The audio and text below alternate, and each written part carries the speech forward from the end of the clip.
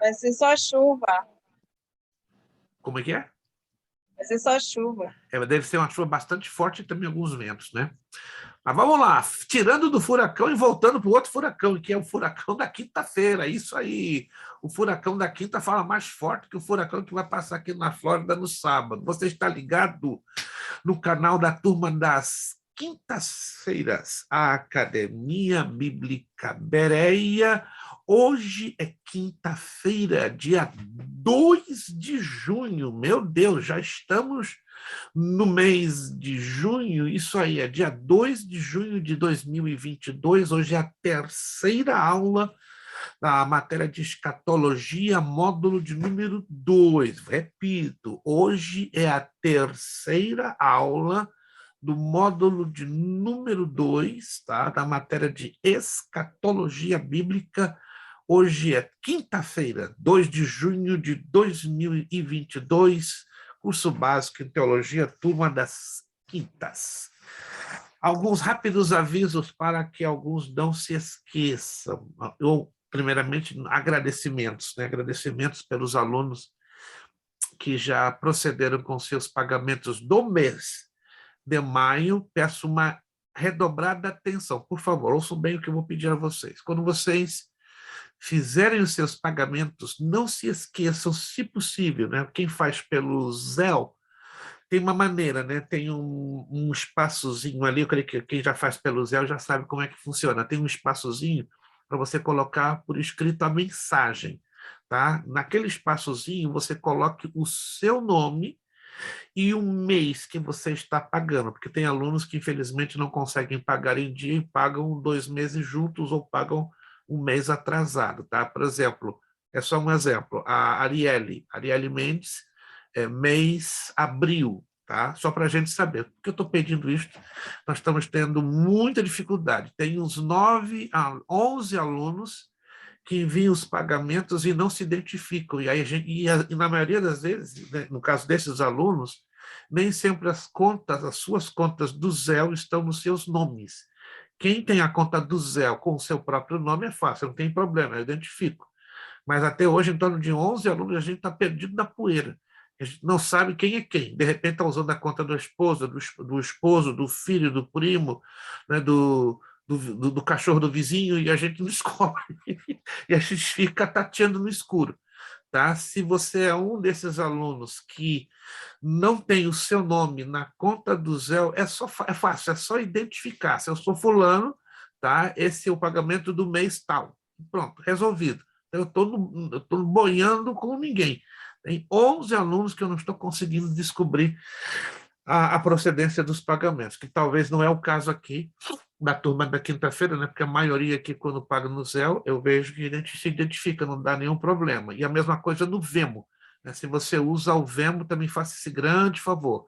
Tá? Coloca o seu nome e o mês ao qual você está fazendo o seu pagamento, porque haverá situações que nem sempre você conseguirá pagar no mês, né? E aí vai pagar, então, ou o mês que ficou atrasado ou os 2 meses acumulados. Tá bom, gente? Eu preciso dessa ajuda de vocês para eu não ter, senão eu vou ter que ficar catando, né? E é bem difícil, né? Eu falar com 6 turmas para tentar descobrir, é como buscar alfinete escondido no meio de um gigantesco palheiro, né? E aí eu fico com dificuldade em dar baixa do pagamento daquele aluno. Eu não quero ser injusto de fazer uma cobrança que já foi realizada, né? Mas a dificuldade na questão da identificação. Perfeito, ok, ok. Vamos então iniciar a nossa aula na página de número 21. Página de número 21. Página de número 21. Página de número 21. Vamos falar sobre o sinal da besta. Já falamos alguma coisa na aula passada, ok? Vamos hoje reforçar esta temática, que é uma temática um pouquinho polêmica, não é um pouquinho polêmica. Eu entendo e sei que alguns de vocês, ou uma maioria de vocês, já assistiu, já deve ter presenciado estudos bíblicos, ouvido mensagens concernentes à pessoa do sinal da besta. Então, a gente vai ampliar hoje um pouquinho, sobretudo com testemunhos de fatos que estão acontecendo e têm acontecido ao longo dos últimos anos. Apocalipse capítulo 13, versos 16 e 17, se você observar aqui na apostila, tá? Eu faço questão de reproduzir vários textos na apostila no sentido único de ajudar, na verdade, os alunos a se localizarem.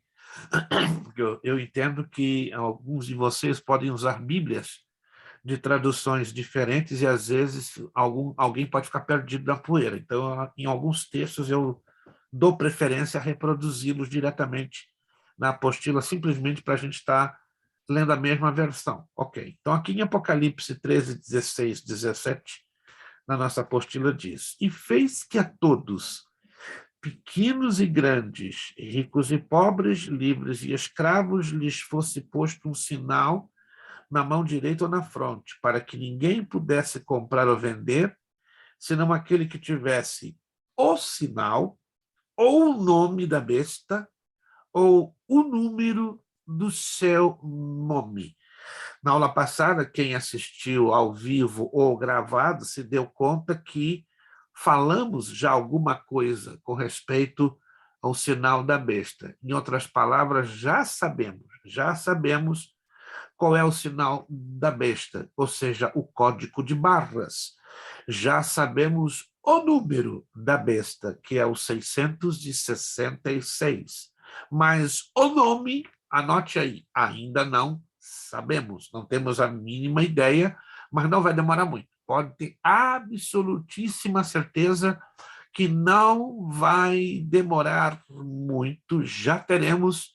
Não se surpreenda, não, que eu estou apresentando aqui fatos que você vai hoje balançar bastante, tá? Que não vai demorar muito. Uma dessas aí você vai acordar com uma notícia alvissareira. Que notícia alvissareira?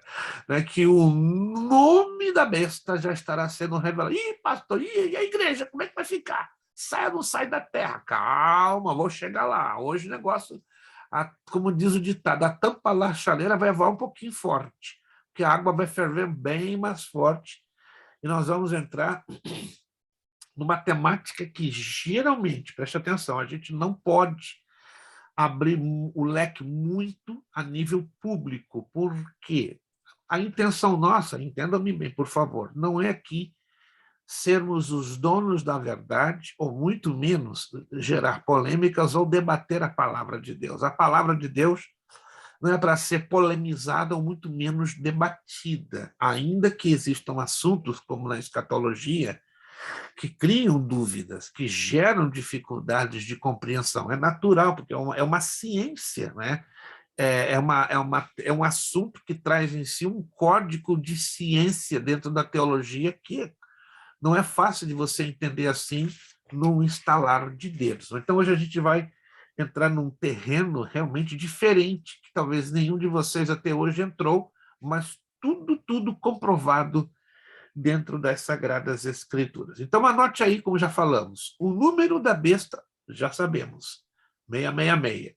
O seu sinal, também já sabemos, o código de barras. Porém, o seu nome, de momento, não. Mas lhe afianço, lhe garanto, falta pouco para sabermos o seu nome. Temos um outro texto, olha que interessante. Apocalipse 14, 9 e 11. Seguiu-os ainda um terceiro anjo com grande voz. Se alguém adorar a besta e a sua imagem e receber o sinal na fronte ou na mão, o tal beberá o vinho da ira de Deus que se acha preparado sem mistura no cálice da sua ira, e será atormentado com fogo e enxofre diante dos santos anjos e diante do Cordeiro. A fumaça do seu tormento sobe para todos sempre, e não tem repouso, nem de dia nem de noite os que adoram a besta e a sua imagem, e nem aquele que recebe o sinal do seu nome. Se você puder aí fazer um highlight, uma breve anotação. Ontem nós tivemos esta mesma aula na turma da quarta-feira e levantou-se uma fogueira com a seguinte pergunta: quem, na verdade, será condenado na ocasião da tribulação? Resposta: dois tipos de pessoas. Primeiro, as pessoas que se recusarem a ter uma experiência de conversão com o Senhor Jesus, pelo fato que o evangelho do reino vai ser pregado dentro da tribulação. Segundo, todo aquele que receber o sinal ou a marca da besta já está comprometendo a sua salvação. Aí incluem-se cristãos, crentes, que eventualmente, acidentalmente, fatalmente vão ficar, infelizmente, na grande tribulação e até mesmo ímpios que vão ter uma experiência de conversão, entre aspas, mas no meio do caminho vão sofrer extremas pressões, não vão aguentar e vão receber, não é, o sinal e a marca. Então, esses serão, melhor dizendo, os dois grupos de pessoas que serão condenadas. Por que eu faço essa abordagem? Ontem, vários alunos me fizeram a seguinte pergunta: pastor, e a questão dos chips? Porque hoje já tem pessoas recebendo, né, chips, tem pessoas que já estão chipadas ou chipadas. Elas estariam hoje condenadas por causa disto? Resposta: não. Primeiro, a condenação se dará dentro do período da tribulação, quando o planeta Terra inteiro estará no regime de obrigatoriedade. Quando eu falo de obrigatoriedade, eu falo de que é uma lei que vai ser imposta para que todos a cumpram. No momento que essa lei não for cumprida, essa pessoa que não desejar cumprir esta lei, ela será considerada uma transgressora, uma contraventora da lei estabelecida nesta ocasião, que será na tribulação. Quantos estão me entendendo com respeito a isso? Quantos estão me entendendo? Isso aqui é importante, que você esteja entendendo o que eu estou colocando. Perfeito. Outro detalhe que não podemos nos esquecer: o dinheiro no planeta inteiro, no planeta Terra inteiro, já tem um projeto de vários bancos centrais locais, né, sejam bancos centrais que estão na Europa, o Federal Reserve Trust, que é o Banco Central dos Estados Unidos, o Banco Central do Brasil, se você não sabe, o Banco de la Nación Argentina, na Argentina, ou seja, vários bancos já estão ventilando ou cogitando o desaparecimento do papel moeda, tá, dos cheques e dos cartões de crédito. Quem já ouviu falar desta notícia, que já está se cogitando a ideia de eliminar o papel moeda, número 1, os cheques, número 2, e os cartões de crédito? Alguém já ouviu falar alguma coisa? Alguém já ouviu falar? Poucos de vocês. Então, isso vai se tornar uma realidade. A União Europeia já tem um projeto de eliminar o papel euro como moeda até 2032. Já o Federal Reserve Trust, aqui nos Estados Unidos, o Banco Central dos Estados Unidos, já está tentando para 2024 a eliminação do dólar em papel. Olha que loucura! E vão manter o dólar como uma criptomoeda. Inclusive, até mesmo as criptomoedas estão sendo cogitadas ou ventiladas a desaparecerem. E que coisa muito curiosa. Por quê? Porque o único sistema financeiro que vai funcionar no período da tribulação é o que a Bíblia descreve. Mas o que a Bíblia descreve? Apocalipse capítulo 13. Ó, acabamos de lê-lo agora, vou ler de novo para você prestar redobrada atenção. E fez que a todos, está na apostila, tá? Pequenos e grandes, ricos e pobres, livres e escravos, lhes fosse posto um sinal na mão direita ou na fronte. Mas qual a razão disto? Ao que vem aqui a seguir, preste atenção. Para que ninguém pudesse o quê? Pudesse o quê? Comprar ou vender. Ninguém vai ter acesso a bens de consumo, bens de serviços, nada, se não tiver esta fonte monetária de uso de troca.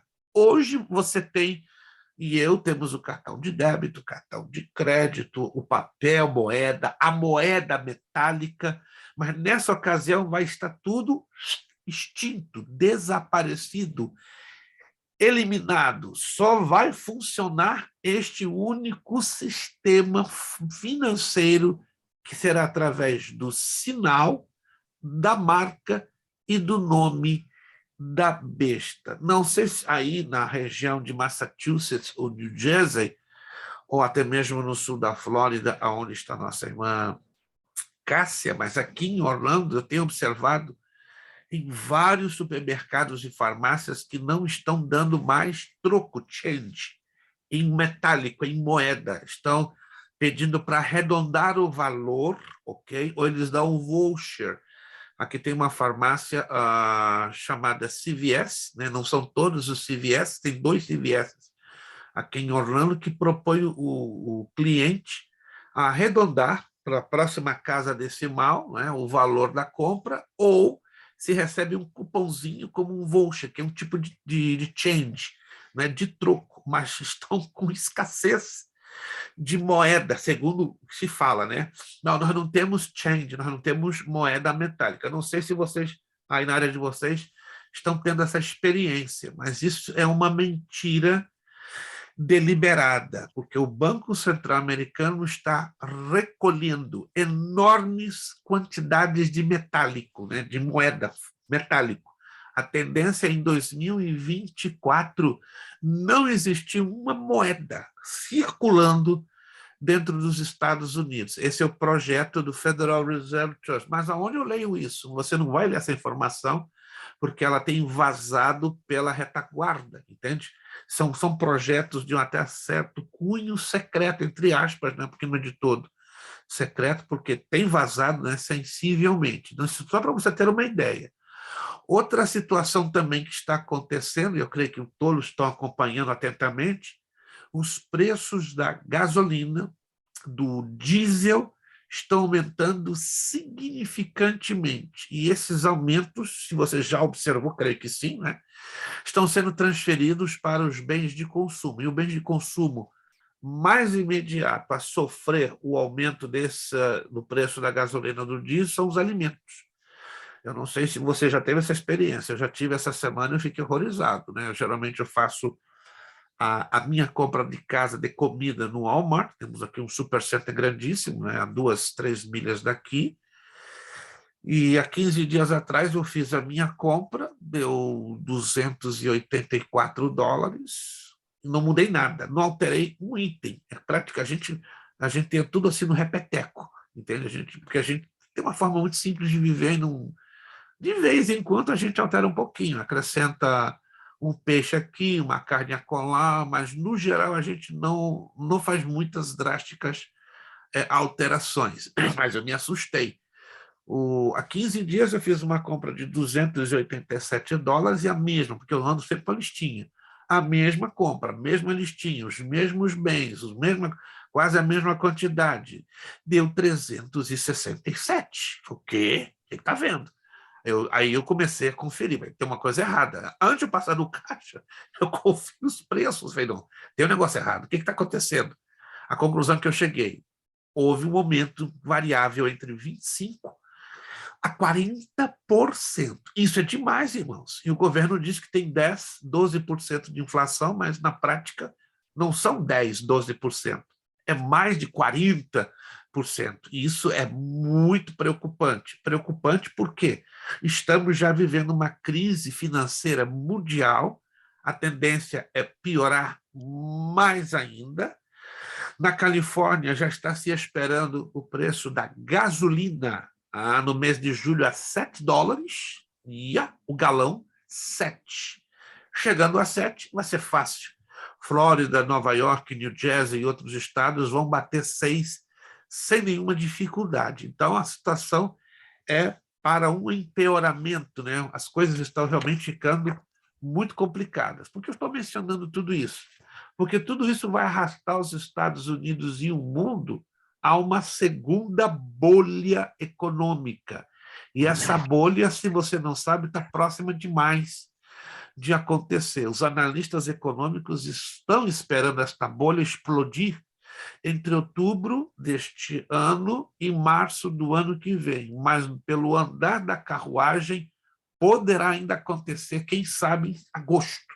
Entre agosto e setembro, a coisa está tomando um rumo desesperante, estranho e assustador. Mas para nós não deveria nos assustar, muito pelo contrário, deveria nos motivar a olhar mais para o céu e saber que tudo isso faz parte do cronograma profético, do cenário profético. É como o planeta inteiro estivesse sendo afunilado num caminho só. E esse caminho, né, ele vai ter como final de tudo o regresso do Senhor Jesus Cristo para retirar a igreja da terra antes que venha o pior. Mas vamos entender agora como é que o anticristo já está trabalhando através dos chips. Olha só, é para preparar o psicológico das pessoas. Preste atenção, tudo que é novo causa medo, causa temor, causa incerteza, causa insegurança. Concordamos com isso? Tudo que é novo que aparece nos dá um pouco de medo, com certeza, né? Nos traz um pouco de receio, nos gera desconfiança, nos gera insegurança. O anticristo não é bobo, não, ele é muitíssimo inteligente. Ele é um ser humano dotado de alta inteligência, alta capacidade pelo próprio Satanás. Então, ele vai trabalhar com o quê? Com algo chamado estratégia. E a estratégia mais eficaz qual é? É trabalhar com o psicológico das pessoas. Mas como o anticristo estaria trabalhando com o psicológico das pessoas? Trabalhando em mostrar progressos da tecnologia que facilitem a nossa vida. Vamos ser sinceros, hoje o nosso nível de tecnologia, comparado a 20 anos atrás, está absurdo. Preste atenção, está absurdo. Posso dar 2 exemplos? Não sei se vocês estão sabendo, agora, se você quiser ter na sua casa um sistema de televisão que não é nem a cabo e nem satélite, você pode ter. Basta que você contrate um serviço de um provedor, você vai ter uma caixinha, essa caixinha ela é conectada a Wi-Fi da sua rede de internet e pronto. Você já vai ter ali um conjunto de canais dentro do preço que caiba no seu bolso e dentro da sua preferência. Quem sabe disso? E já existe a televisão por internet. Que talvez não seja novidade, né? O DirecTV lançou agora, coisa de um mês atrás, o DirecTV Stream, que é uma companhia muito respeitada por ter um sistema de antenas parabólicas. Ainda continua tendo, só que está fazendo uma tremenda de uma revolução. Ele é um pouquinho mais caro, 15%, 20% acima do preço do satélite, mas é super prático, né? Por exemplo, se você está morando num condomínio, que nem todos os condomínios permitem instalação de antena parabólica, mas tem uma conexão de internet à disposição. Tendo a conexão de internet e tendo a caixinha, resolvido. Entende? Você não precisa depender de cabo, você não precisa depender de instalação de técnico, é só ter conexão de internet, ok? Liga na caixinha, PT Saudações está resolvido. Isso aqui é um avanço que há 20 anos atrás não existia. Outro avanço que você provavelmente sabe ou não sabe, os telefones celulares, de um tempo para cá, com o aumento da questão dos GPS, foram implementados, foram aperfeiçoados de tal maneira que hoje os GPS que tem no meu celular e no seu, pelo menos nos telefones mais novos lançados nos últimos meses, como o Samsung Galaxy S22 Ultra e da série iPhone 13, né? iPhone 13, eles estão com o GPS 10 vezes melhorado nos seus celulares. E outra coisa que não sei se você sabia, mesmo com o seu celular, como está aqui, ó, ele está em estado de sleep. Ele está ligado, mas está em sleep. Mesmo que eu desligue ele, aqui, ó, só para você ver, aqui tem uma câmera. Não sei se vocês sabiam, tem alguém do outro lado nesse exato momento, porque meu celular está ligado, tá? Com a câmera, vendo vocês, vendo a mim, e está me ouvindo e me assistindo. Quem sabia disso, gente? Quem sabia disso? Isso aqui é sério, gente. Isso aqui é sério. Ó, você pode desligar. Naquele momento que você desliga, é óbvio que quem estava do outro lado não vai ter acesso exatamente ao vivo. Mas no momento, vai ter um momento que você vai ligar. Você vai ter que ligar. No momento que ele ligar, sabe o que acontece? O sistema GPS vai buscar lá no satélite toda a informação do tempo que ficou desligado. Olha que loucura! E vai, ó, buscar toda aquela informação retrocedendo no tempo e descarrega no sistema e vai mostrar exatamente o que aconteceu no seu ambiente, mesmo com o celular desligado. Isso parece história de ficção científica, mas não é. Quem falou isso? Quem declarou essa verdade? Bill Gates. Há coisa de 3 anos atrás, numa entrevista que ele deu para a BBC de Londres, né, falando dos avanços que a Microsoft e a outras companhias de tecnologia teriam, porque se você pesquisar, Bill Gates é não apenas o dono da Microsoft, né, do sistema Windows, mas ele é o dono de uma companhia poderosíssima no planeta chamado Artificial Intelligence. Só você colocar no Google Bill Gates, Artificial Intelligence, inteligência artificial, que você vai descobrir o ponto de avanço que os celulares hoje chegaram. Em outras palavras, não existe privacidade minha ou sua em nenhum lugar do planeta Terra que estejamos, a menos que você jogue fora isso aqui. E estranho que pareça, nós aprendemos pela contingência da vida a sermos dependentes disso aqui. Ainda que você não use muito, mas você precisa dele, pelo menos para falar. Mas hoje o smartphone não é apenas para falar. Você faz tudo. Eu estou errado. Você paga as contas no smartphone, você se comunica com a sua família em qualquer lugar do mundo, tá? Você ordena comida, faz compras online, você tem uma vida estranhamente na dependência disto aqui. Isso acontecia há 20 anos atrás? Obviamente que não. Então, só para você ter uma ideia, a que ponto chegamos. E agora eu vou apresentar a vocês 2 testemunhos, para vocês entenderem que o governo do anticristo já está trabalhando numa intensidade assustadora, porque pouco se prega e se ensina sobre esse assunto. Preste muita atenção, isso aqui que eu reproduzi na apostila é um testemunho do ano de 2019, alô, 3 anos atrás. E a cada 6 meses, se você não sabe, os avanços da tecnologia dão saltos absurdos. A cada 6 meses, anote aí, desde 2015, passam 6 meses, o salto do avanço tecnológico chega a ser absurdo. Só você anotar, desde 2015 para cá, de 2015 para cá, todo ano, a Samsung e a Apple lançam um celular novo, diferente. Quem já percebeu isso? Alguém já percebeu? Todo o ano, e geralmente é entre os meses de agosto e novembro. Ou é a Samsung em primeiro lugar, ou é a Apple. É um fazendo competição contra o outro. Mas analise isso. Desde 2015, as 2 companhias mais fortes de telefonia celular estão lançando uma vez por ano uma nova inovação. Às vezes um conjunto grande, como, por exemplo, a Samsung agora lançou uma série assim para arrebentar com a Apple.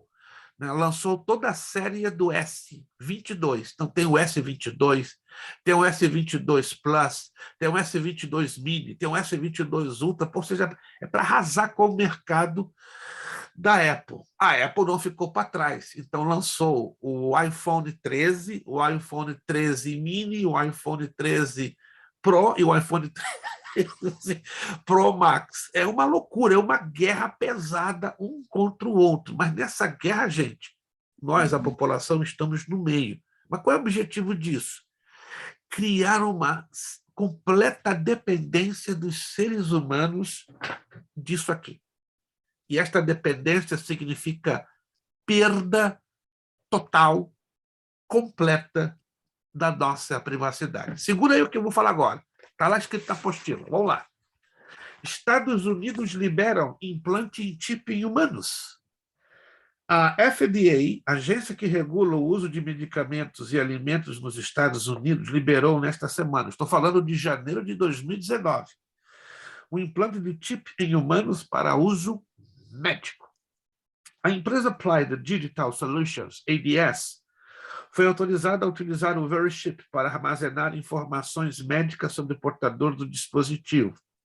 O médico que precisar tratar alguém que tenha implantado sobre a pele o dispositivo eletrônico do tamanho de um grão de arroz precisará apenas passar um leitor sobre o chip e ter acesso a todo o histórico médico da pessoa. A ADS tentava conseguir autorização desde 2022, quando a FDA afirmou que a autorização não cabia à agência, já que o chip não era considerado um equipamento médico na época. Vai ouvindo, vai ouvindo. Segurança. No caso de uma emergência, o chip pode salvar vidas, já que acaba com a necessidade de testes de grupo sanguíneo, alergias ou doenças crônicas, além de fornecer um histórico de medicamentos do paciente. No entanto, na entrevista coletiva concedida por representantes da empresa depois da decisão da FDA, outras aplicações comerciais para o chip foram sugeridas. São justamente essas aplicações que estão provocando polêmica, de acordo com o repórter da BBC, Sean Colleran. O VeriChip poderia, por exemplo, servir para localizar e identificar indivíduos por questões de segurança. Nos Estados Unidos, pós 11 de setembro, esse tipo de identificação poderia ser usado em bases militares, escritórios federais, prisões e usinas nucleares. De acordo com sugestões da própria ADS, os microchips serviriam para permitir a entrada nestes locais e, então, para controlar a movimentação das pessoas. No México, o acesso a um banco de dados de segurança máxima já está sendo restringido às pessoas que têm microchips implantados. Então, já tem gente chipada nos Estados Unidos e em vários países do mundo. Comum. Outras aplicações possíveis do microchip seriam a identificação de pessoas e animais de estimação. Apesar da aplicação dessa tecnologia em pessoas ainda estar engatinhando no comércio, ela já é comum. Vamos discutir essa. Supermercados já utilizam chips com frequência de identificação de rádio em determinados produtos para monitorar os padrões de consumo. No Japão, os microchips já são usados em até uniformes escolares para rastrear alunos que eventualmente sejam sequestrados. De 4 anos para cá, tem havido muitos sequestros no Japão de alunos de escolas primárias. Então, o que o governo japonês implementou? Não na pele, não no corpo da criança, mas nos uniformes. Então, toda a rede escolar pública e privada no Japão desde 2017 tem a obrigatoriedade de implantar um microchip no uniforme da criança. Em outras palavras, no Japão, como a diferença aqui dos Estados Unidos, né, nas escolas primárias, as crianças não precisam ir uniformizadas, pelo menos na rede pública. Na rede particular é normal você ver a criança uniformizada. Mas no Japão, por causa desta situação, para criar um padrão único, o que aconteceu? Se eliminou a questão da roupa formal, né? Ou seja, da camiseta, da calça jeans, do tênis. Se pode usar até a calça jeans, se pode usar até o tênis, mas tem que usar o quê? Tipo de um jaleco, tipo de um guarda-pó, que é um uniforme para justamente trazer sobre ele a implantação do microchip. Passando para a página 22, na semana passada, estou falando de janeiro de 2019, quando nós escrevemos e transferimos essa informação. A União Americana de Liberdades Civis, uma organização não governamental, uma ONG de defesa das liberdades individuais nos Estados Unidos, fez um apelo aos legisladores do estado americano da Virgínia para que os microchips não fossem incluídos nas carteiras dos motoristas. Um dispositivo destes permitiria às autoridades a identificação de todas as pessoas presentes a uma reunião política ou uma manifestação nas ruas, afirma a ONG. Quem está sabendo que alguns estados americanos estão abrindo a possibilidade de carteira de motorista para imigrantes indocumentados? Alguém está sabendo de alguma coisa? Isto. Nova York, se não me engano, já tem. O estado de Connecticut já tem. Creio que New Jersey, correto, irmã Fernanda? Já tem. Este mês já liberaram Massachusetts já liberou, e ainda não liberou, bom, pelo menos eu tive a informação que Massachusetts havia ganho o direito de liberar as carteiras. Creio que esse direito já existe, talvez ainda o governador Baker, o Eu vi governador de uma Massachusetts. notícia que o governador vetou. Mas eu tive a outra notícia que, apesar do veto, Não, não houve. ele foi, o partido lá, eles aprovaram, agora só falta ele assinar, entendeu? Acho que não chegou nele ainda. Yeah. A última palavra que é dele. Sim, mas mesmo que ele tente vetar, pelo menos a informação que eu tive há 2 dias atrás, mesmo que ele tente vetar, a Constituição do estado de Massachusetts não daria esse privilégio. Por quê? Porque houve uma votação aberta na Câmara de Massachusetts, ou seja, na Constituinte, né, na Casa de Massachusetts, e os votos parece que superaram a 25%, os votos a favor. Então, mesmo que o governador Baker vete, não vai ter jeito. Entende? Porque cada estado tem um funcionamento diferente. A Flórida é totalmente diferente. Até eu tive que comprar no Barnes Noble a Constituição do estado da Flórida. Né? New Jersey é diferente, Connecticut. Mas que eu não entendo esse nome, Estados Unidos da América. Eu quero dizer Estados Desunidos da América, né? Porque cada estado aqui tem a sua própria Constituição, a sua própria lei. Embora tenhamos também as leis de cunho federal, mas se você fizer as contas, as leis federais não chegam nem a 30%, comparadas às leis estaduais que superam a 65%. Então, quem manda nos estados, individualmente falando, são as leis estaduais e não as leis federais. Quem de vocês sabiam dessa particularidade política que existe aqui nos Estados Unidos? Quem fala mais alto aqui são as leis do Estado e não as leis federais. Alguém sabia disso? Não? Então procure se informar. É uma coisa bem interessante. Por isso que não faz sentido lógico dizer Estados Unidos da América, porque de unido não tem nada, absolutamente nada. Talvez no sentido do calor democrático, mas no funcionamento das leis a coisa não funciona. Mas por que eu estou tocando bem essa tecla? Qual é a tendência? Todos os Estados Unidos, em menos de 2 anos, anote aí, isso aqui não é profecia do pau oco, não, são fatos que estão acontecendo e a gente está vendo desenrolar. Vai liberar carteira para todos os indocumentados, todos os 50 estados. Mas por quê? Porque os governadores são bonzinhos? Porque o atual presidente é bonzinho demais, que está tendo peninha, a misericórdia dos indocumentados? Não, absolutamente não. É para implantar o famoso, se você já ouviu falar, Real ID. Quem já ouviu falar do Real ID? Isto. O Real ID hoje só está nas driver's license e nos IDs das pessoas documentadas, ou seja, que têm permissão de residência para viver nos Estados Unidos ou um visto de trabalho. Mas qual é a ideia de liberar a carteira? É fazer uma coisa única, padronizada, uniformizada. Todos teriam o mesmo documento e com o mesmo chip implantado dentro da sua querida carteirinha, seja driver license, seja o ID. Até 2025, todos os Estados Unidos da América, anote isso, não é profecia do pau oco, não, você vai ver isso se cumprindo assim, ó, em altíssima velocidade, vão ter carteira liberada para todos os indocumentados. E o objetivo é um só: o controle da população dos Estados Unidos, né, de todos, indocumentados, documentados, através do chip que está sendo introduzido nas novas carteiras e nos novos IDs. Eu tenho a carteira de Massachusetts, deixa eu mostrar a vocês, me permita, só que a minha estava expirada e eu não pude renová-la, só para você entender.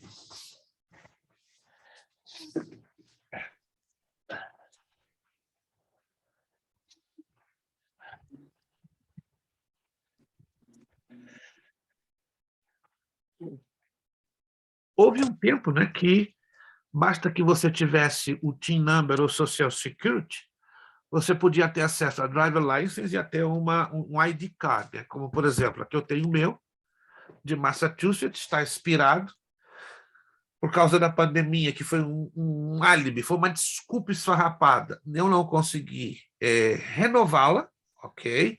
E agora os novos IDs estão escritos aqui, ó, Real ID e com uma estrelinha. Alguns de vocês teriam algum documento com Real ID? Alguns de vocês teriam? Ah, ninguém? Ninguém por enquanto?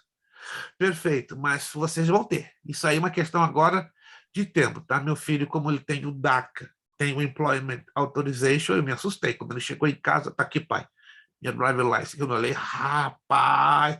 Aí você coloca contra a luz, e que tem o desenho do estado da Flórida, né? Do estado da Flórida. Aí você vai ver uma espécie de um holograma que você, mexendo contra a luz, aparece, né? Mas quando você coloca do lado contrário, você vai ver lá pequenininho, um quadradinho. Você tem que colocar numa luz intensa. Embora a carteira é plástica, mas numa luz intensa você vai ver esse quadradinho. Esse quadradinho está bem no meio do estado, do mapa do estado da Flórida, pelo menos cada estado tem um logo diferente, você vai ver o chip.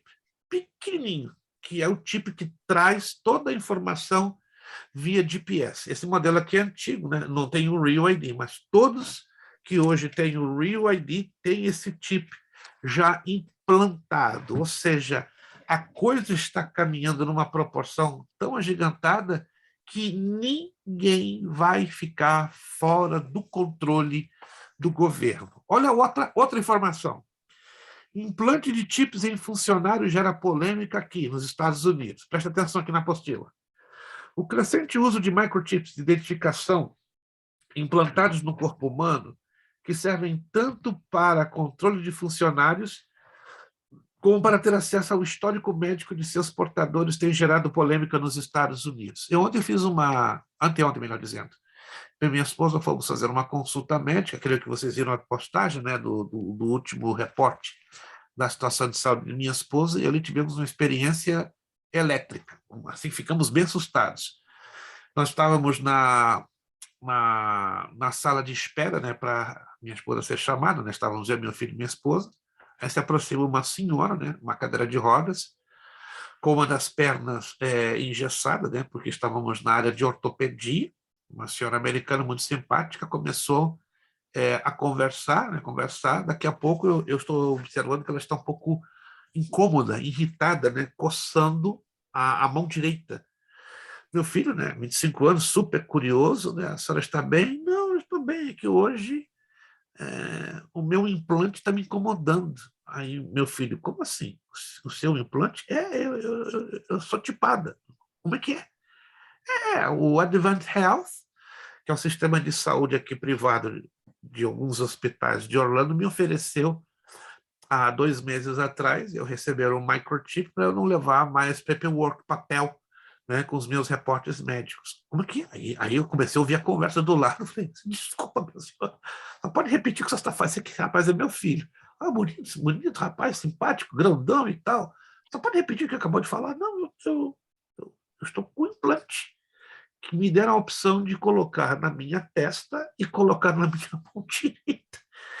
Como é que é esse implante? Ah, é do tamanho de um grãozinho de arroz. Sério? Sim, se coloca através de uma seringa. É a primeira coisa que eu lhe perguntei, isso vai me causar alguma reação alérgica? A princípio, não.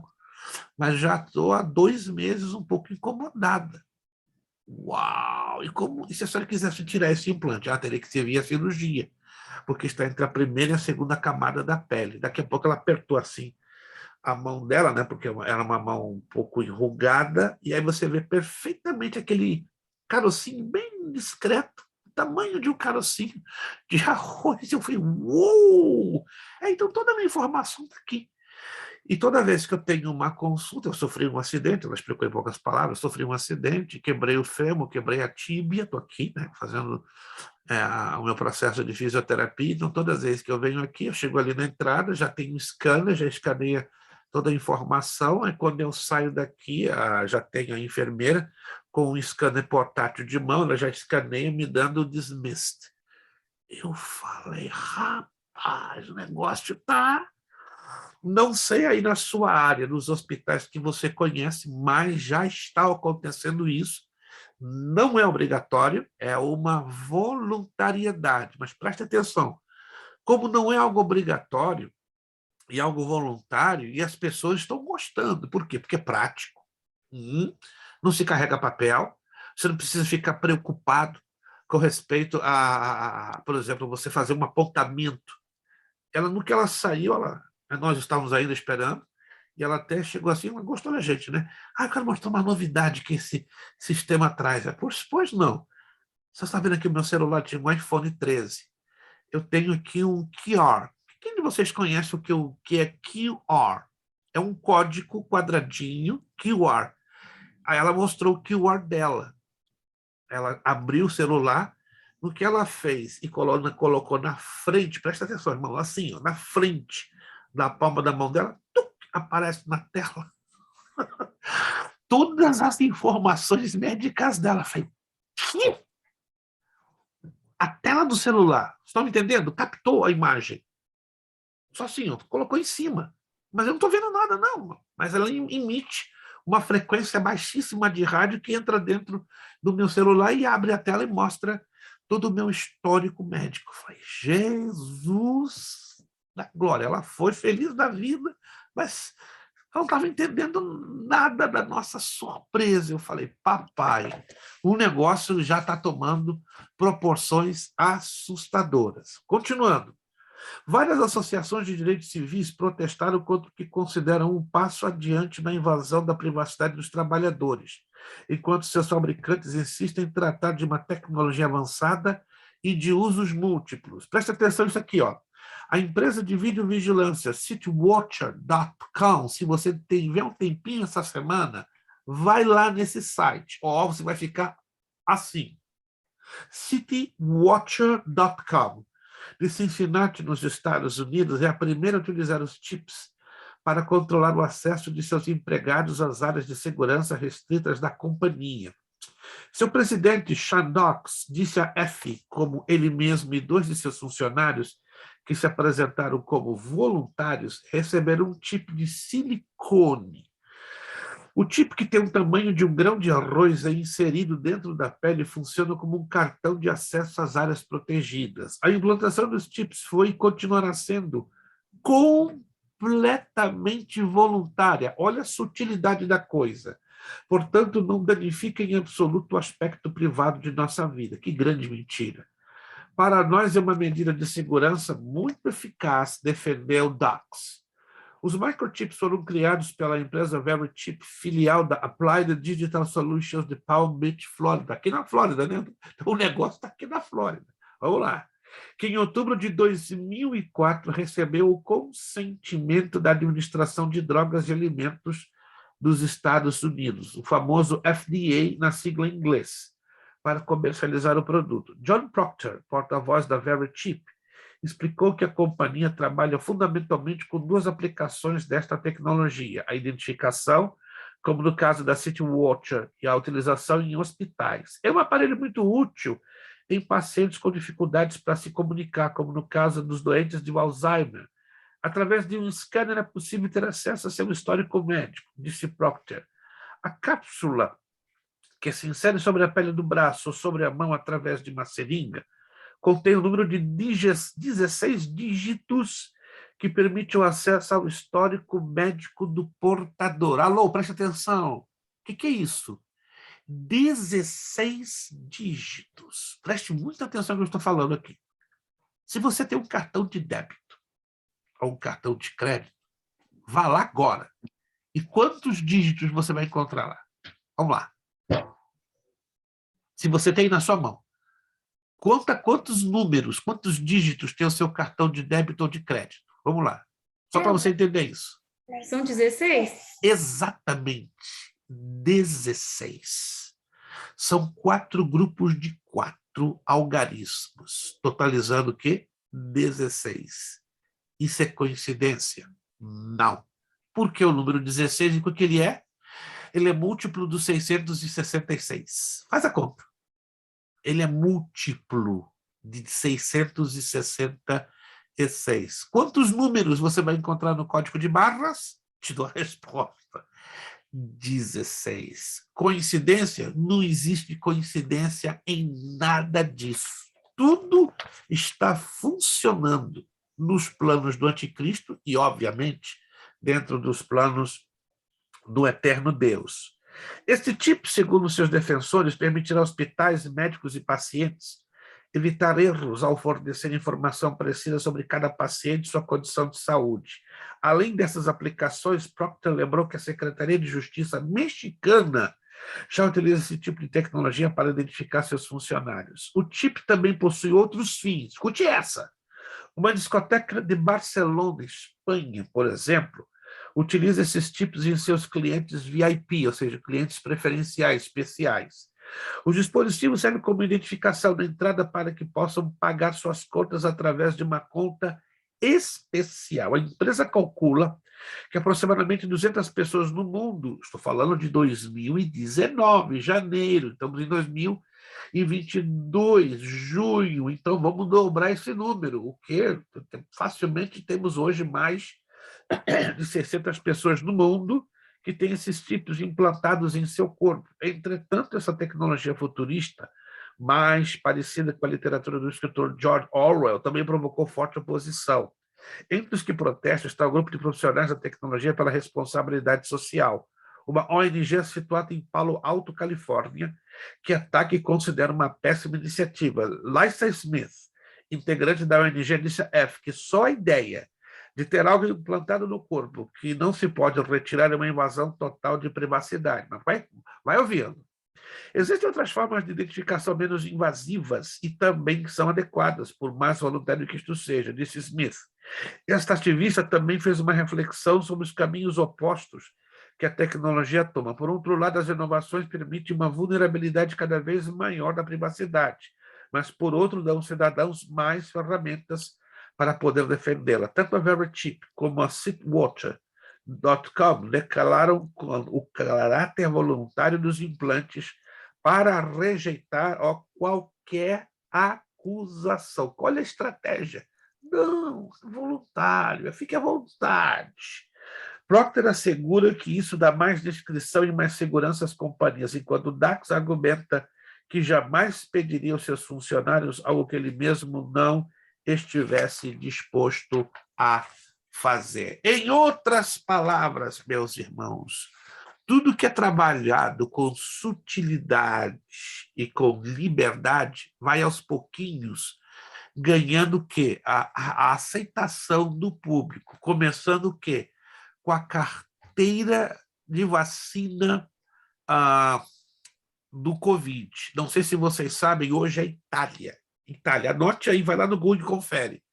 É o único país da Europa, sendo o primeiro que obriga você ter a carteirinha de vacinação para se mover dentro da Itália, para sair e entrar no país chamado Itália.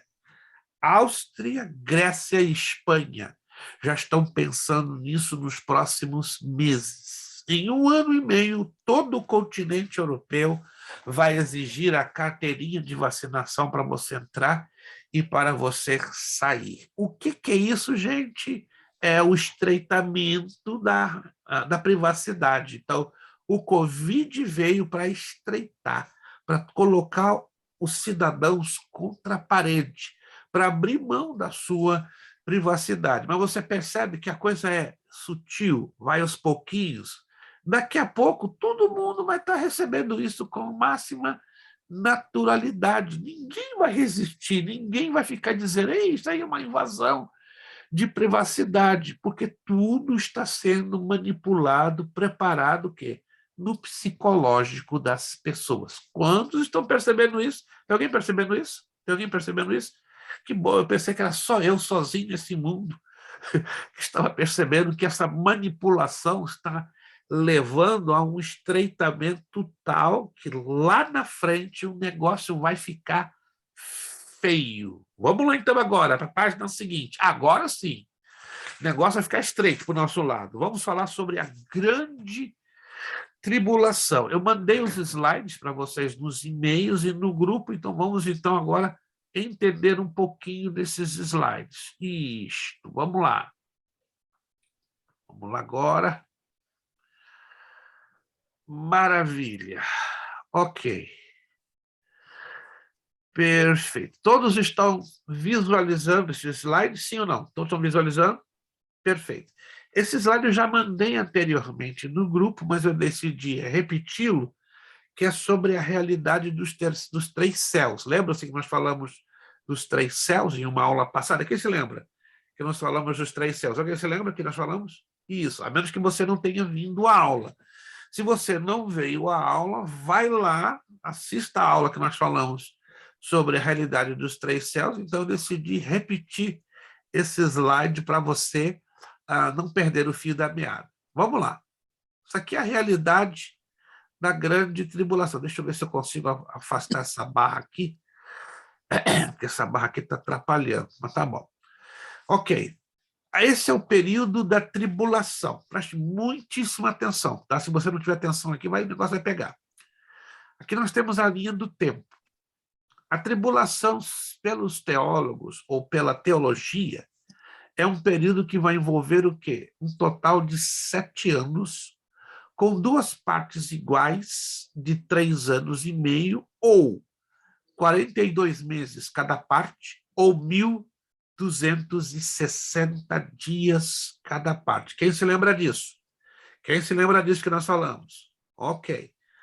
Agora, anote aí, você não vai encontrar na Bíblia a expressão 3 anos e meio. Você não vai encontrar na Bíblia a expressão 3 anos e meio, senão um tempo, metade de um tempo e tempos. Mas você não vai encontrar na Bíblia essa expressão 3 anos e meio. O que você vai encontrar na Bíblia são 2 períodos de 42 meses ou 2 períodos de 1.260 dias. Anotou? Então, você não vai encontrar 3 meses e meio para cada período, senão 42 meses para cada um ou 1.260 dias para cada um. O arrebatamento da igreja se dando, muita atenção aqui, abrem-se as cortinas da tribulação. O primeiro período será marcado por 3 anos e meio, como também será o segundo.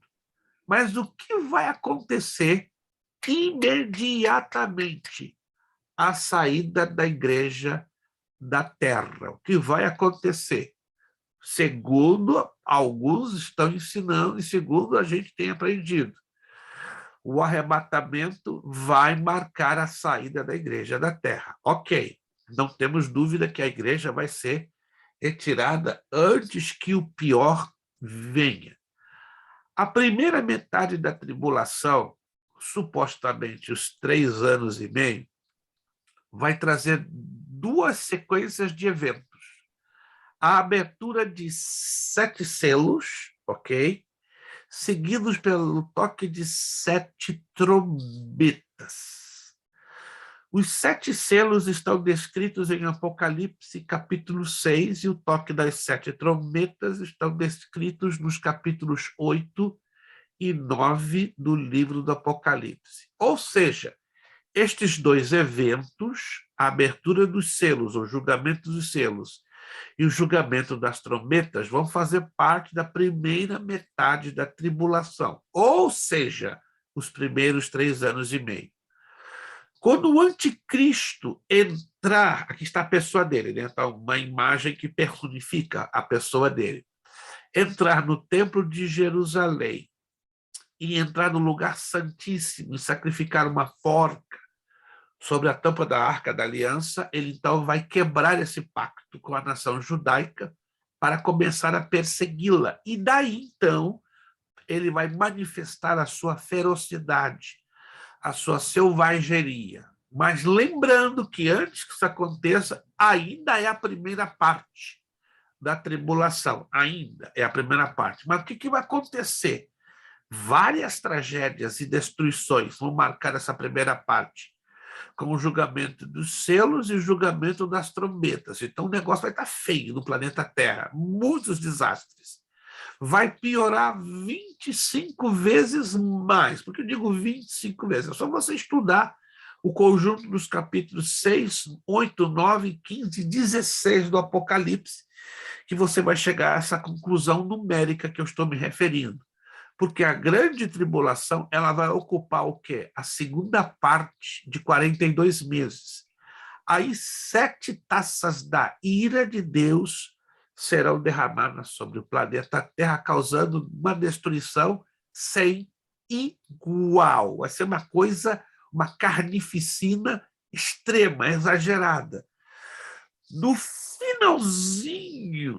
finalzinho da tribulação aparecerá Cristo, como já estudamos no livro do profeta Zacarias e em Apocalipse 1:7, com a igreja glorificada para impedir a destruição da nação de Israel pela batalha do Armagedon e até mesmo vai impedir a destruição completa do planeta Terra, porque serão desastres em cima de desastres. Você vai me perguntar qual a razão da grande tribulação ou da tribulação. Temos 6 razões bíblicas. Quanto à igreja após o arrebatamento até se completar o tempo dos gentios. Lucas 21, 24, 1 Tessalonicenses 1, 10. Quanto à salvação, será salvo uma multidão de todas as nações. Apocalipse 7, 9 e 17 já nos ensina isto. Quanto à gravidade, de tal severidade que nenhum período da história passada, nem futura, poderá igualar-se a ela. Mateus 24, 21. Quanto ao tempo, um período abreviado por causa dos eleitos, porque de outro modo ninguém se salvaria. Alguém já me perguntou, e se a tribulação, uma grande tribulação, durasse 9, 10 anos? Ninguém aguentaria, ninguém se salvaria, ninguém sobreviveria. Então, 7 anos já é o tempo certo, o negócio vai ser violento. Quanto a Israel, o período chamado de angústia de Jacó, o juízo sobre Israel pelo fato de ter rejeitado ao Messias, Jeremias 37. E quanto às nações, é um período de juízo sobre as nações devido ao pecado e à rejeição a Cristo. Então, tenha em consideração essas 6 razões do porquê da tribulação ou da grande tribulação. A grande parte dos eventos da grande tribulação ou tribulação foram reveladas ao apóstolo João aqui, uma ilhazinha lá no Mar Egeu, pertinho da Turquia, chamada Patmos. E essa revelação se deu direcionada a 7 cidades, ou seja, foi em Patmos, mas João teve que escrever cartas endereçadas a 7 igrejas da Ásia Menor: Pérgamo, Tiatira, Sardes, Filadélfia, Esmirna, Éfeso e Laodiceia. Aqui temos as cartas ou as igrejas para as quais João destinou. A primeira igreja, Éfeso, a igreja preocupada. A segunda igreja, Esmirna, a igreja perseguida. A terceira, Pérgamo, a igreja descuidada. A quarta, Tiatira, a igreja negligente. A quinta, Sardes, a igreja sem poder. A sexta igreja, Filadélfia, a igreja perseverante. E a sétima igreja, Laodiceia, a igreja indiferente. Então, estamos aqui vivendo a era da igreja, e ao longo da era da igreja, que são quase 2000 anos, desde o dia de Pentecoste, tem existido historicamente estas igrejas. Acontece o arrebatamento, abre-se a página da primeira metade da tribulação e entra a abertura dos 7 selos. Esse é o livro do Apocalipse. O livro do Apocalipse ele tem uma estrutura curiosa, né? De 4 grupos de 7. 7 igrejas nos são apresentadas, 7 selos são abertos, 7 trombetas tocadas e 7 taças da ira de Deus são derramadas. Lembre-se que o número 7 na Bíblia é o número da perfeição divina. E lembre-se que o número 4 é o número da terra, da universalidade. Então, olha só, então Deus, que é perfeito, ele vai operar juízos em toda a terra. Por isso que, 7, 7, 7 e 7. 7, 4 vezes 4, 28. Mas aí o importante não é o total dessa multiplicação, mas as ocorrências, não é? que são 4 ocorrências apontando que todos esses juízos vão alcançar o planeta Terra. Isso aqui é importante entendermos, tá? Como já mostramos lá atrás. Os selos e as trombetas vão predominar na primeira parte da tribulação e as taças na última. Isso quer dizer que quando o 7º selo for aberto, vai dar início ao toque das 7 trombetas. Quando uma 7ª trombeta, e alguns teólogos afirmam, né, que seria a última, daria o início das 7 taças, abrindo o 2º período da tribulação, também conhecido como a Grande Tribulação. Vamos, então, visualizar com maiores detalhes o que vai ser a Grande Tribulação. Aqui estamos hoje, a era presente da igreja. Ocorre o arrebatamento. Temos, então, a manifestação, a abertura dos 7 selos, cada um deles com um evento. O primeiro selo traz um cavalo branco, o segundo selo um cavalo vermelho, o terceiro um cavalo negro ou preto, o quarto um cavalo amarelo, o quinto as almas debaixo do altar, o sexto um grande terremoto e o 7º selo um silêncio, e aparece um incensário de ouro nos céus. Terminando a abertura dos 7 selos, são tocadas 7 trombetas, granizo, fogo e sangue na primeira. Segunda trombeta, uma montanha ardendo desce dos céus. A terceira trombeta traz uma estrela chamada absinto. Aqui estamos em espanhol, porque eu não tenho esse gráfico em português ainda. A quarta trombeta, o sol é ferido. A quinta, uma praga de gafanhotos. A sexta, uma praga de cavaleiros, e a 7ª trombeta traz a revelação de Cristo reinando. Aí surgem 7 figuras chaves. A mulher representando Israel, o dragão Satanás, o filho varão a Cristo, Miguel o arcanjo. Surgem os remanescentes israelitas salvos, lembrando que tudo isso envolvendo a primeira metade da tribulação. O anticristo mostra a sua cara feroz e juntamente com o falso profeta. Entramos na segunda parte da tribulação. Aí são derramadas as 7 taças da era de Deus. A primeira taça, úlceras, a segunda, mar de sangue, a terceira, rios de sangue, a quarta, o grande calor, a quinta, trevas, a sexta, o Eufrates se seca, a 7ª, um grande terremoto. Seguindo das 7 condenações da Babilônia. Esta Babilônia é a Igreja Católica Apostólica Romana, segundo Apocalipse, capítulo 17. Ela vai estar desprovista da vida humana, vai ser queimada a fogo, destruída em 1 hora, temor na gente de entrar na cidade, as riquezas convertidas em nada, derrubada com ímpeto e violência e desprovista de toda a função. Ou seja, o anticristo, que vai fazer um acordo com a Igreja Católica para ser um grande braço de apoio, ele no final acaba destruindo a própria Igreja Católica. Aí vemos o regresso de Cristo, marcada pela batalha do Armagedon, as bodas do Cordeiro lá no céu, o regresso de Cristo com a igreja e seus anjos, e o anticristo e o falso profeta são lançados no lago de fogo para depois dar início ao reino milenial. Aqui temos, então, a visão, né, dos selos.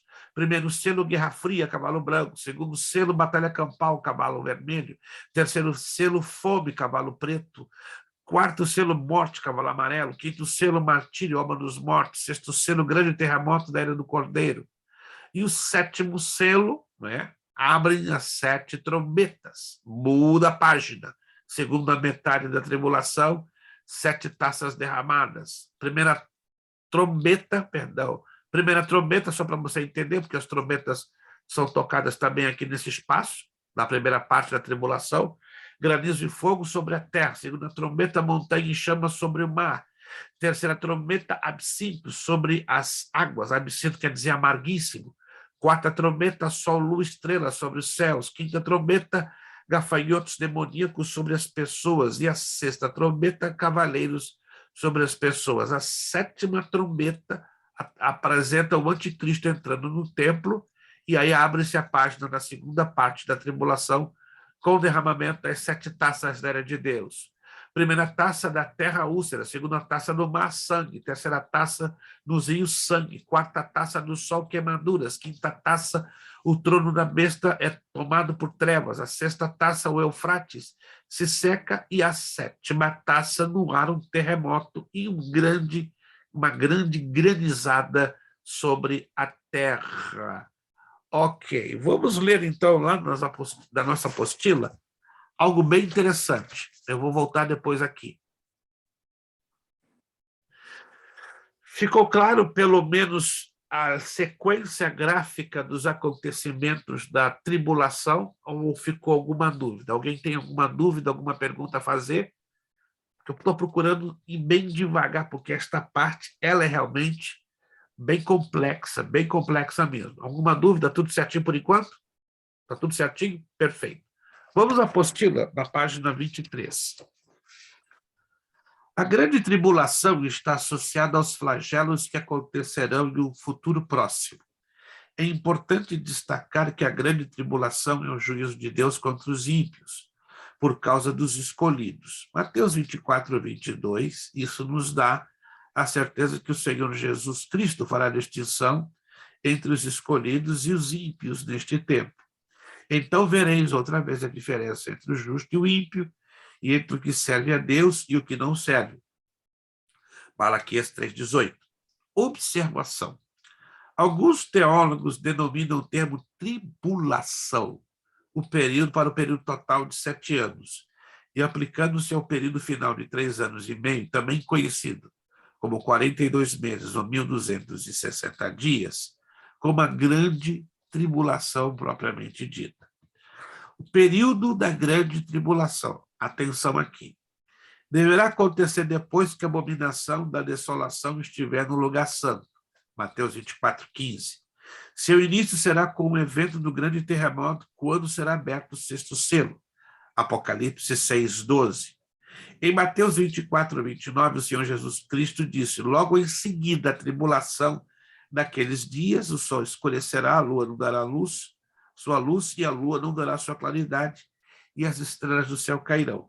Em Apocalipse 6, 12 a 14, quando é aberto o sexto selo, antes que o sol se escureça e a lua não dê a sua luz, e caiam as estrelas do céu, e os poderes do céu serão abalados, acontece então um grande terremoto. Então, vamos entender o período da grande tribulação. Inicia-se com um grande terremoto, previstos no sexto selo, Apocalipse 6, 12. O final, após o cumprir-se os eventos da sétima taça, Apocalipse 16, 17, 21. Agora, aqui tem uma revelação diferente, preste atenção. A igreja será arrebatada por ocasião da sétima trombeta. Como é que é? Eu vou repetir e nós vamos ler o texto para conferir isso aqui. A igreja será arrebatada por ocasião da sétima trombeta. 1 de Coríntios 15, 51, 52. Peraí, pastor, agora o negócio ficou esquisito. Então, peraí. Se eu estou entendendo, então a igreja vai entrar na tribulação. Lembra-se que nós falamos em 2 aulas passadas sobre a questão de uma teoria ou de 2 teorias que sustentam a possibilidade da igreja presenciar os primeiros momentos da tribulação. Poderiam ser dias, semanas ou até meses. Quem se lembra que havíamos falado dessa possibilidade? É uma teoria, preste atenção. Na escatologia, nós não podemos fazer nenhuma afirmação que exceda acima de 25%. Vou repetir de novo. Na escatologia, é impossível eu ou qualquer um que queira ensinar esse assunto de forma equilibrada, fazer afirmações num grau superior a 25%. Isso quer dizer o seguinte: eu só posso, eu e você, nós, se quisermos falar deste assunto de forma equilibrada, só podemos ficar dentro de um parâmetro máximo de 25%, dentro do qual eu posso dizer: Isso aqui é certo. Isso aqui é afirmativo. Isso aqui é 100% seguro. Passou desse número, passou deste percentual, eu não posso fazer nenhuma afirmação. Aí eu trabalho com o quê? Com teorias. Quando estão me entendendo, gente? Quando estão me entendendo? Teorias. E o que é uma teoria? É algo que eu não posso provar ao 100%. Não tem como provar. Então aqui eu vou trazer a vocês uma teoria curiosa. Mas aí, e agora? Como é que vai ser? Vamos lá. Primeira carta de Coríntios. Não é questão de colocar dúvida ou desfazer o que já foi ensinado. É que nós temos que considerar todas as teorias dentro das possibilidades que já estão apresentadas. Primeira carta de Coríntios, capítulo 15, versos 51 e 52. Quem já leu alguma vez o capítulo 15 da primeira carta de Coríntios? Alguém já passou por lá? Alguém se lembra que passou por lá? Nós vamos ler um texto que já passamos por lá de alguma forma, mas não prestamos atenção num detalhe muito curioso. E esse detalhe eu quero mostrar aqui a vocês nos versos 51 e 52. Muita atenção aqui, por favor. Olha, a primeira carta de Coríntios, capítulo 15, versos 51 e 52. Vamos juntos ler e vamos interpretar parte por parte, na medida, claro, do possível. Eis aqui vos digo um mistério. Na verdade, Paulo está querendo revelar o quê? Algo que está, entre aspas, escondido, mas ele vai revelar o mistério. Na verdade, nem todos dormiremos. Aqui Paulo não está se referindo ao dormir como sono. Não, estou falando aqui de morte. Então, ele está dizendo o quê? Que nem todos estarão mortos, mas todos seremos o quê? Transformados. Então vai ter o quê? Ressurreição de mortos e ressurreição de mortos e transformação de vivos. Concordamos com isso? Concordamos com isso? Então vai haver ressurreição de mortos e transformação de vivos. Mas vamos entender como isso vai se dar. Verso 52. No momento, a expressão grega é kai pros átomos. No momento, isto é, no milionésimo de segundo, no abrir e fechar de olhos, ante a última trombeta, porque a trombeta soará, e os mortos ressuscitarão incorruptíveis, e nós seremos transformados. Vou ler de novo 52 para você perceber que aqui tem um negócio bem curioso, e tenho certeza que você nunca parou para analisar essa curiosidade. No momento, no abrir e fechar de olhos, ante a última trombeta. Que trombeta é esta? Só existem duas teorias para apoiarmos o porquê ou o significado desta trombeta. Partindo do princípio que lá no Antigo Testamento, trombeta tinha 3 funções, preste atenção, as trombetas tinham 3 funções. Primeiro, anunciar os oráculos de Deus, ou seja, reunir o povo para ouvirem os oráculos de Deus. Assim nos ensina lá no Pentateuco. Quando o povo de Israel estava peregrinando no deserto, era normal, não é? Moisés falar com os levitas, toque a trombeta, porque o Senhor Deus tem mandamentos, preceitos, estatutos para trazer o seu povo. Quem já leu isso no Antigo Testamento? Que quando as trombetas eram tocadas, era para reunir o povo para ouvirem as palavras de Deus. Alguém se lembra disso? Alguém já passou por lá? Já leu? Isso. Primeira função das trombetas, convocar o povo para receberem orientação de Deus. Segunda função das trombetas, convocar o povo para a guerra. Sempre quando a nação de Israel saia para a guerra, as trombetas eram... Alguém se lembra disso? Sempre, sempre. A nação de Israel entrava na guerra, primeiro as trombetas eram tocadas para convocação dos soldados. Terceira função das trombetas, fazer com que o tabernáculo fosse desmontado e o povo começasse a caminhar, a peregrinar no deserto, seguindo a coluna de nuvem ou a coluna de fogo. Alguém se lembra disso? Sim ou não? Então, essas são as três funções básicas das trombetas no Antigo Testamento. O texto não fala, olha que coisa curiosa, o que é esta última trombeta? Como o texto nem no seu contexto nos dá nenhuma pista exata, concreta, do que viria a ser esta última trombeta, então levantamos duas teorias. Poderia ser esta trombeta a sétima.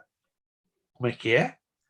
Embora sejam trombetas que apontem juízo de Deus sobre a humanidade, não deixam de ser trombetas, porque estão anunciando, estão antecipando desastres que estariam caindo sobre a terra. Ou seja, temos que levar em consideração a funcionalidade das trombetas no Antigo Testamento, que aqui, no Novo, na época da tribulação, elas estariam tendo, de uma forma ou de outra. Então, a primeira teoria, poderia ser esta última trombeta a sétima? É uma pergunta que eu faço, porque é uma teoria. Sim, poderia. Se, então, esta última, porque quando a Bíblia fala de última, ela está se referindo o quê? À existência de outras anteriores. Vamos raciocinar juntos? Não, faz um pouco de sentido este pensamento ou não? Se eu estou falando de uma última, é porque atrás de uma última tem outras, sim ou não? Se a gente for usar esse pensamento lógico para conseguirmos chegar a uma interpretação equilibrada. Então, isso é uma teoria. Poderia ser, então, esta última trombeta a sétima. Ok. Segunda teoria, poderia ser uma trombeta que desconhecemos exatamente a sua função e o seu porquê. Então, temos duas situações, duas teorias. Uma que poderia sustentar realmente a sétima trombeta, ou seja, a finalização da primeira parte da tribulação. Olha que curioso. E a segunda teoria seria uma trombeta que, para nós ainda, dentro do contexto bíblico, seria completamente desconhecida. Se aceitarmos esta teoria, ok, mas não teríamos uma ideia a nível de pista de quando se daria o arrebatamento. Olha que curioso isso aqui. Ainda continuaremos naquela situação da surpresa.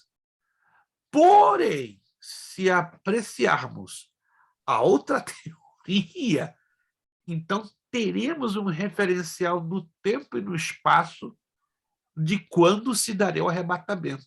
Ou seja, ao final da sexta, entrando para a sétima. Peraí, pastor, mas o senhor está querendo dizer que se nós aceitarmos esta teoria, a igreja já estaria já tendo vivido 3 anos e meio da tribulação? Mas eu repito, não estou afirmando nada. Por favor, gente.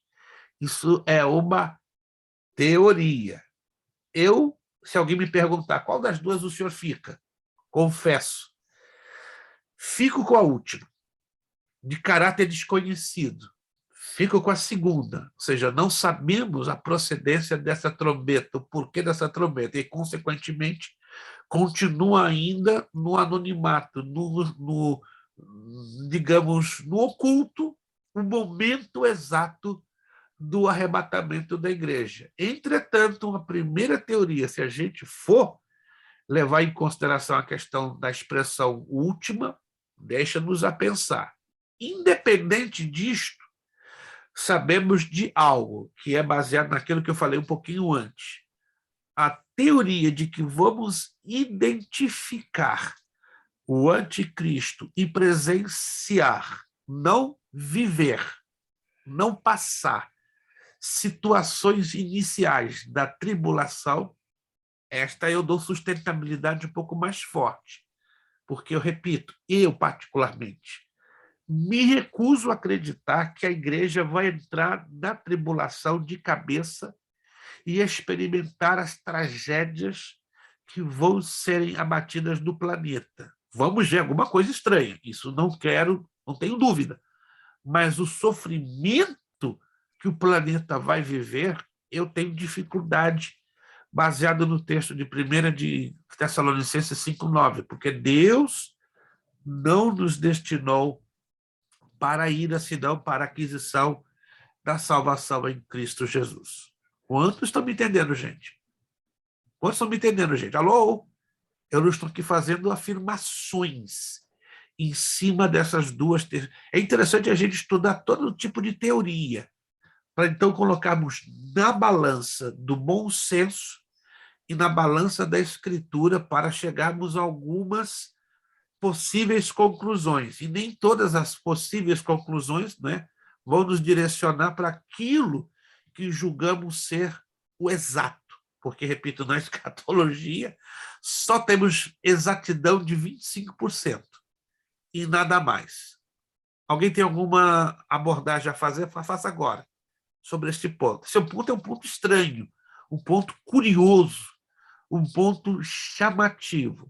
Mas eu não sou de opinar, mas eu, particularmente, não creio, não acredito que a igreja foi destinada a entrar na tribulação. Vai ser, se for para entrar, será por um curtíssimo espaço de tempo, que aí envolveria o reconhecimento do anticristo na sua manifestação e presenciarmos algumas agitações que estariam dominando o planeta. E em um dado momento desconhecido, seríamos, então, retirados da Terra. Essa é a razão que eu coloquei na apostila, esta abordagem, né? Que, no toque da 7ª trombeta, a igreja poderia ser arrebatada. Todos entenderam, gente? Não estou aqui fazendo qualquer afirmação sobre essa teoria. Estou simplesmente apresentando-a,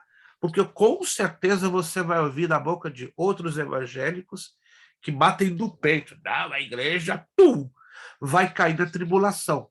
Se aceitarmos esta teoria, presta atenção, aí deixamos de ser pré-tribulacionistas para mesotribulacionistas. Para pensar, existem 3 correntes. Quem de vocês já ouviram falar que existem 3 correntes com respeito à tribulação? A primeira corrente é o pré-tribulacionismo, que ensina que a igreja será retirada da terra antes da grande tribulação.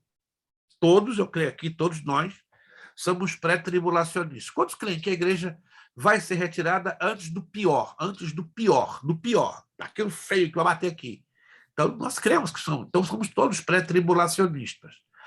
Agora, se nós começarmos a nos inclinar para essa teoria de que a igreja seria tirada da terra no toque da última trombeta, sendo essa última a 7ª, aí então estamos batendo na tecla.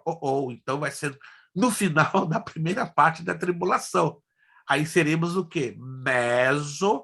Porque meso quer dizer no meio. Então a igreja seria arrebatada no meio da tribulação. Aí eu tenho dificuldade, confesso, muita dificuldade de aceitar e de entender olhando na Escritura. E pior ainda, pós-tribulacionista, porque os pós-tribulacionistas acreditam no arrebatamento no final da tribulação. Mas que sentido tem arrebatamento no final da tribulação? Veja essa que loucura, porque não tem sentido, porque em seguida já entra o governo de 1000 anos do Senhor Jesus Cristo. Então, todos entenderam? Captaram a situação? Mas não se assusta, não. Você vai ouvir pastor aí no YouTube batendo pesado na área do mesotribulacionismo e do pós-tribulacionismo. Fica bem atento, você vai ver muita gente no YouTube batendo muito forte. Eu repito, sou pré-tribulacionista, creio firmemente que a igreja não vai passar pela tribulação. Se passar, eu repito, seriam nos primeiras semanas, dias, ou no pior dos casos, meses, mas não dentro da experiência ou da vivência da grande tribulação. São 10 horas mais 5 minutos para fecharmos a aula de hoje. Observa bem, aqui você vai ver em seguida os fatos que vão marcar cada um dos eventos, como já mostramos no gráfico, né? Abertura dos selos. O que vai caracterizar cada uma das aberturas? Primeiro selo, o anticristo com a sua excepcional habilidade diplomática para promover a paz mundial. Então, cada um dos selos eu decidi colocar um evento marcante para você, então, ao ler a Bíblia, você, então, conseguir se localizar. Depois vem o toque das trombetas, tá? Que é um pouquinho polêmico, como nós acabamos de explicar. Então, cada trombeta eu apresento um fato para você conferir lá na escritura, né? E aí vem a sétima trombeta, está lá, que é o derramar, que marca, né, o derramar das taças da ira de Deus, e como apresentamos nesta teoria, alguns creem que se daria o arrebatamento da igreja, mas, repito, eu não estou inclinado a sustentar esta teoria, estou apenas apresentando-a, mas sustentá-la de forma nenhuma. Passando na página 23, tá? Entramos aí na ressurreição dos mortos. A Bíblia fala de duas ressurreições. Repito, a Bíblia nos ensina sobre duas ressurreições. Eu quero, nos próximos 5, vamos terminar entre 5 a 8 minutos, não vou passar de 10 em 10. Presta atenção, para a gente fechar essa parte, porque a gente vai continuar na próxima aula dentro desse mesmo gancho. Eu queria ouvir de cada um de vocês o que vocês entendem. O que diferencia a primeira da segunda ressurreição? Se é que você já leu sobre este assunto, se é que você já estudou alguma coisa sobre esse assunto na escola dominical, em algum culto de ensino, se é que você já viu alguma mensagem, ou do seu pastor, ou no YouTube, o que vocês entendem? O que diferenciaria a primeira da segunda ressurreição? Se você puder falar em 2 minutos, eu agradeceria.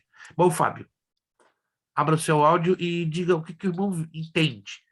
O que diferenciará a primeira da segunda ressurreição? Se o irmão souber, se o irmão não souber, não se mexe. Eu lembro que o senhor falou sobre esse assunto, Sim, acho que 2 aulas, talvez, atrás. exatissimamente. Tá vendo os vídeos, com certeza. Mas, nesse exato momento, eu não tenho aqui na mente, assim, para me descrever o que foi falado. Então... Tem problemas.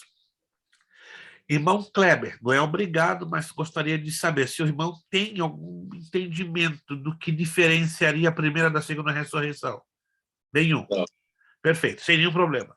Missionária Fernanda, fique tranquilo, ninguém é obrigado a expor seu ponto de vista, mas só quero avaliar até que ponto você, aluno, já pegou um pouco desse assunto ou não. Se não pegou, nós estamos aqui para juntos estudarmos. A primeira ressurreição seria, talvez, no arrebatamento? Sim.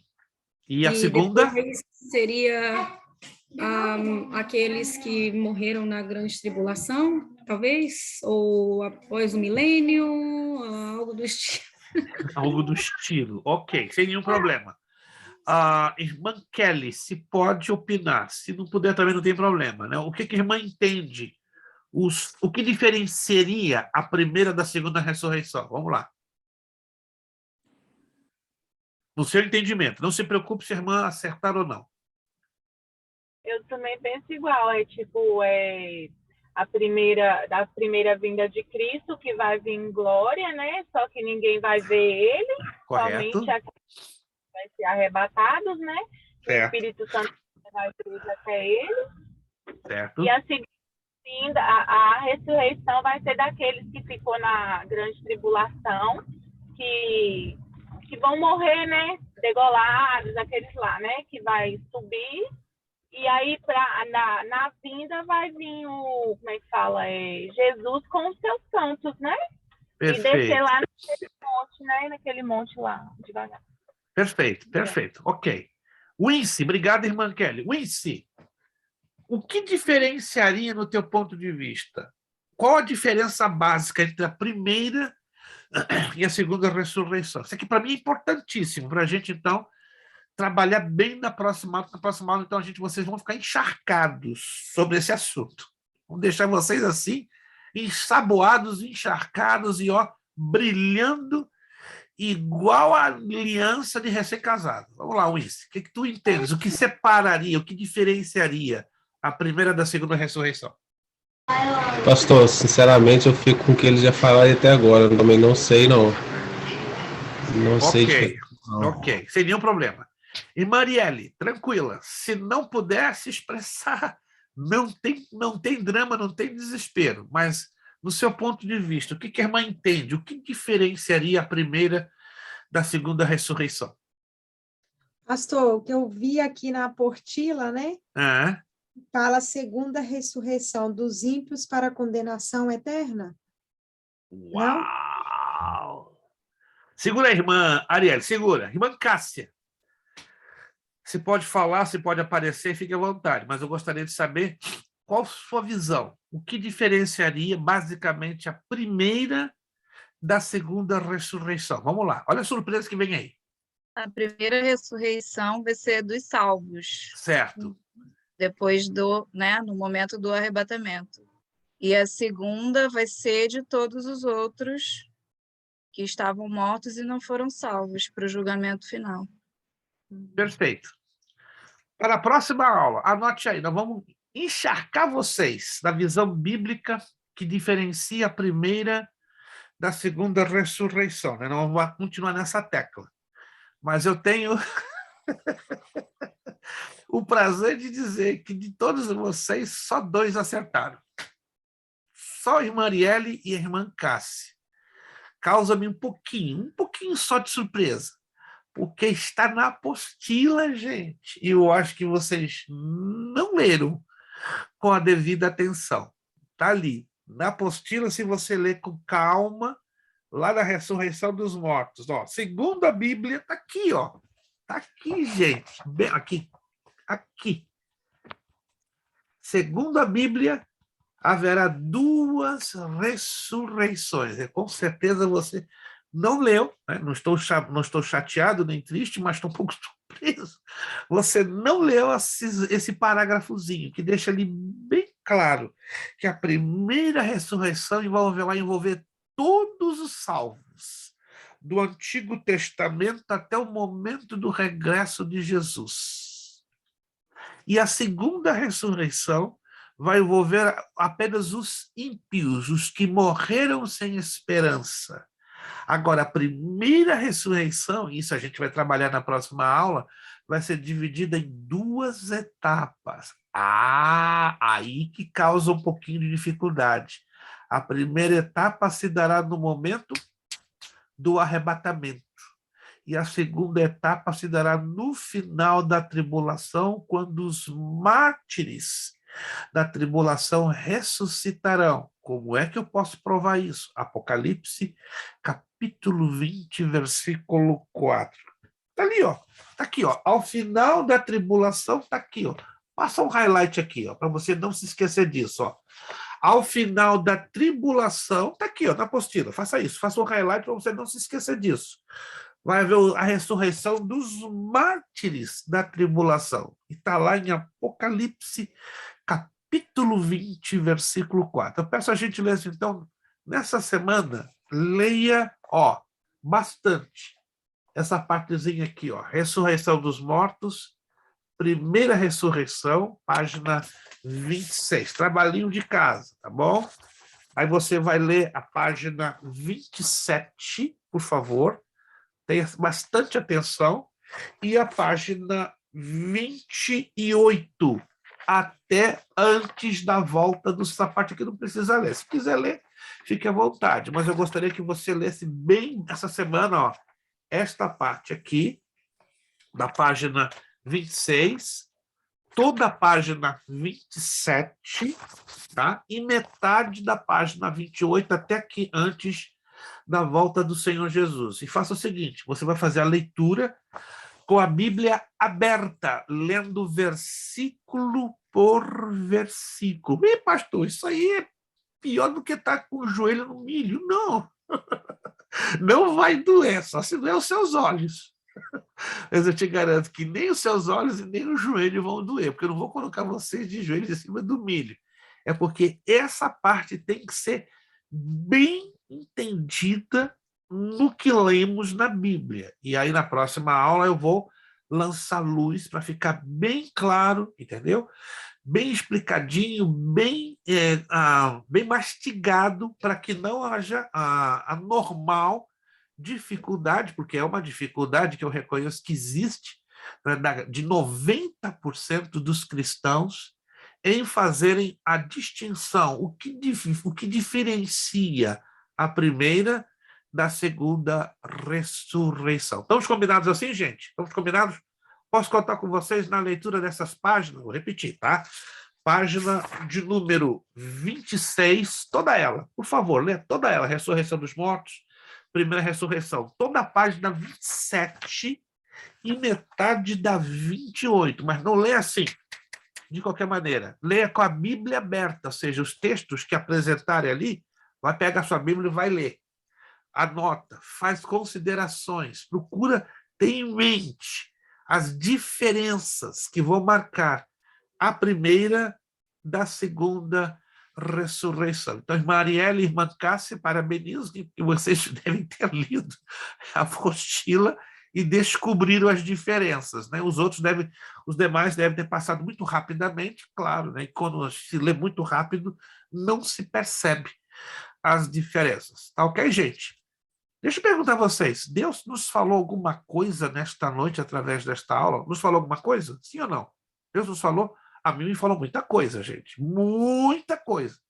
Se Deus não falou contigo, vou ter que orar mais. Vou ter que jejuar mais essa semana para Deus falar mais com você. Mas comigo falou misericórdia, falou demais. Então, a minha oração, então, que nesta semana, quando você esteja lendo estas páginas e conferindo com os textos bíblicos, você fique impactado pelo que o Espírito Santo vai ministrar aí no seu coração, tá bom? Eu creio que Deus vai ministrar, vai falar lindo, lindo, lindo, que nós temos que ter esse hábito, não é? De ler os textos e de conferir com o que estamos aí apresentando, porque se a gente não conferir, fica bem complicado. A gente, então, tomou gato por lebre e aceita qualquer coisa. E se tratando de estudarmos a Bíblia, o que não pode prevalecer é a nossa opinião, mas tem que prevalecer o quê? A opinião da própria palavra de Deus. Amém? Vamos orar ao Senhor nosso Deus, agradecê-lo, né, por esta aula, que o Espírito Santo continue nos falando, nos ministrando, nos levantando na sua presença. E continuamos orando pela nossa turma de quinta-feira, né? Estamos aí tendo algumas dificuldades de alunos que possam estar com mais assiduidade, com mais frequência. Eu sei que alguns alunos estão passando dificuldades, problemas, desafios. Vamos estar orando para que Deus dê vitória, não é? Esses alunos que estão, infelizmente, faltando, tendo ausências, né, contra a clara vontade deles, né, que o Senhor possa despertá-los, ajudá-los a superar as dificuldades para estarem aqui presentes conosco. Vamos pedir ao nosso irmão Fábio Lacerda, vai estar nos despedindo com uma palavra de oração em agradecimento a Deus por esta aula.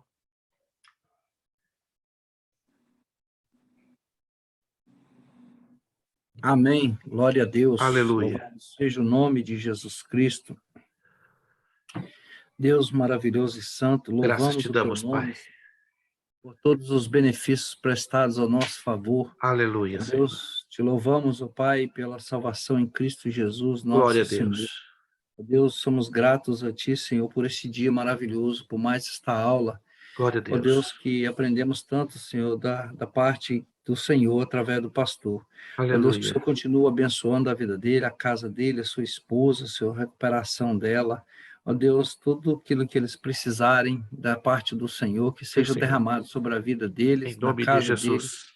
Em nome de Jesus, Senhor, nós queremos neste momento, Pai, repreender todo o levante do inimigo, Senhor, contra a vida de todos aqueles que estão no Senhor, nesta classe, nesta escola. Em nome de Senhor. Jesus.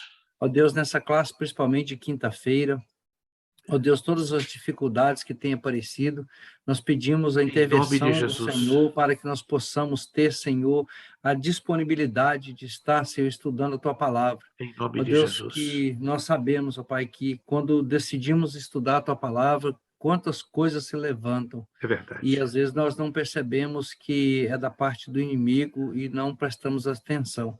Mas que o Senhor nos dê a sabedoria, Senhor, o discernimento para nós continuarmos, Senhor, buscando os ensinamentos das tuas sagradas escrituras. Em nome de Jesus. Nos abençoa, nos guarde, nos proteja. Pedimos, Senhor, uma boa semana a todos e que o Senhor venha derramar, Senhor, mais uma vez eu te peço, as suas bênçãos, Senhor, sobre a vida de cada um, a família de cada um, a casa de cada um.